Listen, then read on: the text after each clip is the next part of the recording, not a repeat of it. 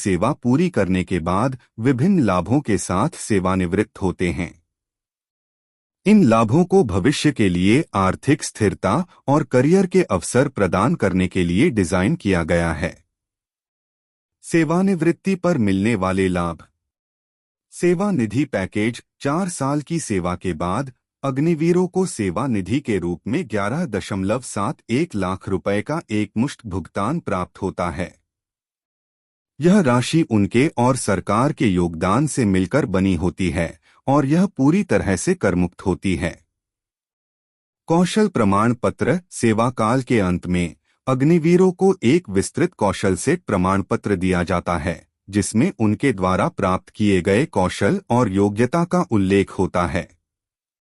यह प्रमाण पत्र भविष्य में सिविलियन नौकरी पाने में सहायक होता है। पंजीकरण और आरक्षण। सेवा से सेवानिवृत्त होने वाले अग्निवीरों को केंद्रीय सशस्त्र पुलिस बल कैफ और असम राइफल्स जैसी नौकरियों में 10% आरक्षण मिलता है। अन्य सरकारी नौकरियों में प्राथमिकता।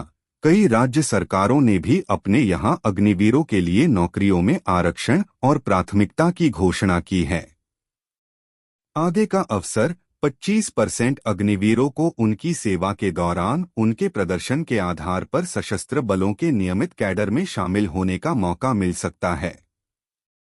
उद्यमिता सहायता। सरकार सेवानिवृत्त अग्निवीरों को अपना व्यवसाय शुरू करने के लिए सहायता और कम ब्याज पर ऋण भी प्रदान करती है।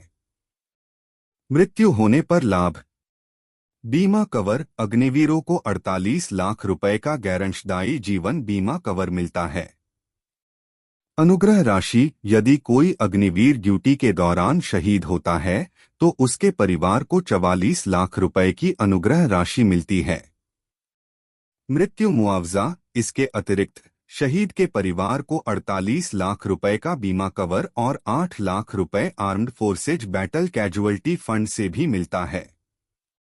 ब्याज सहित सेवा निधि। शहीद अग्निवीर के मामले में उनके खाते में जमा की गई सेवा निधि अग्निवीर का 30% योगदान प्लस सरकार का समान योगदान प्लस ब्याज की पूरी राशि परिवार को दी जाती है। यह ध्यान रखना महत्वपूर्ण है कि अग्निवीरों को स्थायी सैनिकों की तरह पेंशन या पूर्व सैनिक स्वास्थ्य योजना (ECHS) जैसी सुविधाएं नहीं मिलती हैं।